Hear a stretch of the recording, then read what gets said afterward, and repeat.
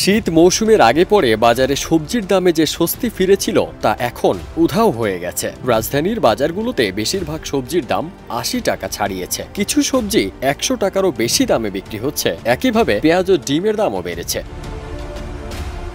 ২৫ April রাজধানীর কাঁচা বাজারগুলোতে এমন চিত্র দেখা গেছে।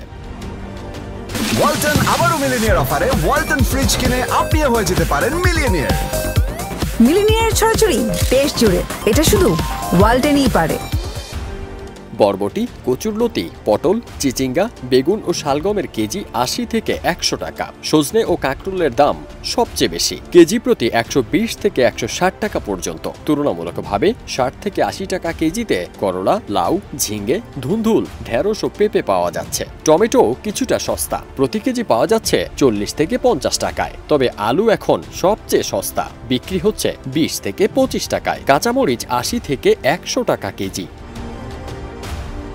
দাম বৃদ্ধি নিয়ে বিক্রেতারা জানিয়েছেন, বাড়তি পরিবহন খরচের কারণে পাইকারি বাজারে সবজির দাম বেড়ে যাওয়ায় তাদেরও বেশি দামে বিক্রি করতে হচ্ছে। একদিকে শীতের পর সহজে মাল পাওয়া যাচ্ছে না, অন্যদিকে দূর থেকে আনতে খরচও বেশি পড়ছে। তাছাড়া এখনকার সবজির চাষেও তুলনামূলকভাবে খরচ বেশি পড়ছে। এমন অবস্থায় বাজারের এই ঊর্ধ্বমুখী দামে হিমশিম খাচ্ছেন সাধারণ ক্রেতারা। ছুটির দিনেও বাজারে গিয়ে সাশ্রয় করা কঠিন হয়ে পড়ছে। ক্রেতাদের অনেকেই মনে করেন, মধ্যস্বত্বভোগীদের দৌরাত্ম্য ও খুচরা বিক্রেতাদের অতিরিক্ত লাভ বাজারে দাম বাড়ার বড় কারণ। পাইকারি বাজার থেকে কিনে অনেকেই কয়েক গুণ দামে বিক্রি করছেন, যার সঠিক তদারকি হচ্ছে না বলে অভিযোগ করেন বাজারমুখী ক্রেতারা। ফারদিন সানি, দেশ রূপান্তর।